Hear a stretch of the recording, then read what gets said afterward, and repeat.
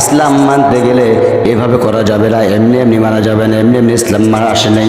আংশিক মানলে হবে না, আংশিক মানলে হবে না, আংশিক মানলে হবে না। আফাতুমিনুনা বিবাদিল কিতাবি ওয়া তাকফুরুনা বিবাদ। জোরে বলুন আল্লাহু আকবার। আল্লাহ তাআলা বলেন, তোমরা কিতাবের কিছু অংশ মানবে, কিছু অংশ মানবে না, তা হবে না, তা হবে না। মানলে পুরোপুরি মেনে নিতে হবে। এখন তো মশার দিন, মশারি লটকাই কি লটকাই না বলেন, আসতে করবেন না। মশারি লটকাই কি লটকাই না? মশারি তো আমরা ঠিকই লটকাই, মশারি লটকাই ঠিক আছে, কিন্তু অর্ধেকটা মশারি উপরের মধ্যে উঠে রাখবেন, অর্ধেকটা মশারি ফেলে দেবেন, মশা খাবে না। আমার ভাইয়েরা, বাথরুমে যাবেন, অর্ধেকগুলো পায়খানা করবেন, অর্ধেকগুলো পায়খানা করবেন না, কোনো সমস্যা সমস্যা নাই। প্রস্রাব করতে যাবেন, অর্ধেকগুলো করবেন, অর্ধেকগুলো করবেন না, হয়ে গেল। এইটা যদি না হয়, এইটা যদি না হয়, তাহলে কিতাবের কিছু অংশ মানবেন, কিছু অংশ মানবেন না, তা হবে? এটা কি মোল্লার কথা না আল্লাহর কথা? আমার ভাইয়ের, আমার বন্ধুগণ, আমার দেখেন, এই কাব বিন মালিক করলেন কি, এক পর্যায়ে এই কথাটা হেলাল বিন উমাইয়া রাদিয়াল্লাহু তাআলা আনহুর কানের মধ্যে যখন চলে গেছে, তিনজনার এক পর্যায়ে দেখা গেল তিনজনার মনে হয় দুনিয়াটা সংকীর্ণ মনে হয়ে গেল। এত সংকীর্ণ মনে হলো, এতটা খারাপ লাগতেছে, আরে কি ভুল করলাম, কি গাফলাদি করলাম, সামান্য গাফলাদির কারণে আজকে আমাদের এই অবস্থা। আল্লাহ রাসূল পর্যন্ত আমাদেরকে বয়কট করে দিয়ে দিল। আমার ভাইরা, আমার বন্ধুগণ, আমার এক পর্যায়ে তিনজন সাহাবী তিন দিকে চলে গেলেন। তিন দিকে যখন চলে গেলেন, যাওয়ার সঙ্গে সঙ্গে একটা পর্যায়ে কিতাবে আসছে, কাব বিন মালিক রাদিয়াল্লাহু তাআলা আনহু বাড়ি থেকে বড় দড়ি নিয়েছেন, মোটা দড়ি নিয়েছেন। মোটা দড়ি নিয়া উনি মদিনার মসজিদের মধ্যে চলে গেছেন।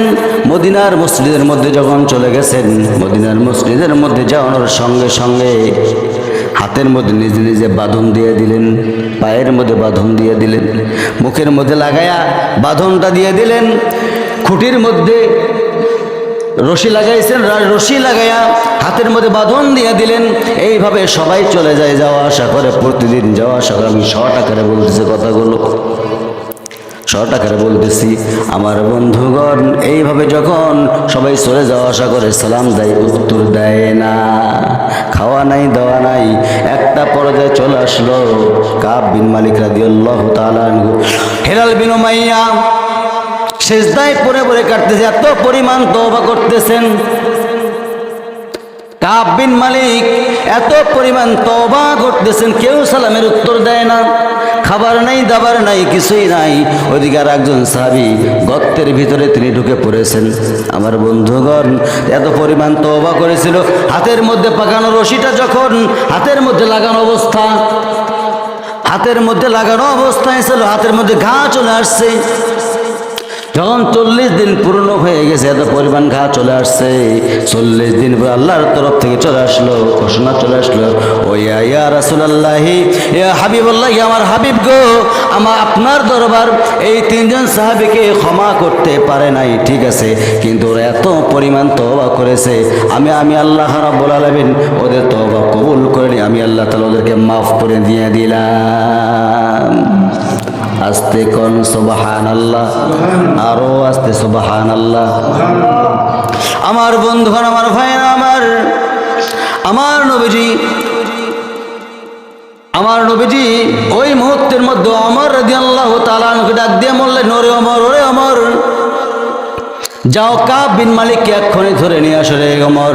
তার কারণ হলো, কেউ যদি আমার দরবার ক্ষমা করে নাই, স্বয়ং আল্লাহ রাব্বুল আলামিন এত পরিমাণ তওবা করেছে, এই তিনজন সাহাবী আমি বয়কট করলে হবে কি, আমার দরজা বন্ধ হয়ে গেছে, ঠিক আছে, কিন্তু আল্লাহ রাব্বুল আলামিনের তওবার রাস্তা সব সময়ের জন্য খোলা আছে না নাই?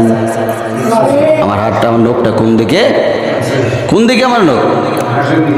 আসমানে যে কার দরজা বলেন? আল্লাহ দরজা খোলা আছে না? তওবার দরজা বন্ধ না খোলা?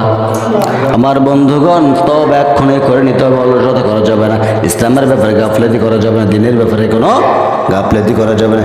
এই কারণেই গাফলেতি করা যাবে না, তওবার রাস্তা কখন বন্ধ হবে আমরা কেউ জানি না। আমার বন্ধু, দুইটা টিপস দিয়ে যাচ্ছি আমি। তওবার দুই সময় বন্ধ, বলেন তো কয় সময়? দুই সময় বন্ধ বলতে পারবেন কেউ? চেষ্টা করবেন, আমি বলছি বলতে পারবেন? আমার বন্ধুগণ, আমার ভাইয়েরা, আমার তওবার রাস্তা দুইটা সময় বন্ধ হয়ে যাবে। নাম্বার ওয়ান, যখন আপনার মাথার কাছে যখন আপনার মালাকুল মউত যখন আপনার দরবারে এসে হাজির হয়ে যাবে, ওই সময়ের একটা তওবা কবুল হবে না। আর একটা সময় হলো যেদিন পূর্ব দিকে বাদ দিয়ে সূর্য পশ্চিম দিকে উঠবে, সেদিন আর তওবা কবুল হবে না। আমার ভাইরা ভালো কইরা বুঝা শুনে বলেন তো দেখি, তওবা সূর্য পশ্চিম দিকে ওঠার আগে করব না এখন করব? কি জন্য করব? কত যে পাপ করেছে আমরা নিজেও জানি না। জানি জানি জানি জানি না।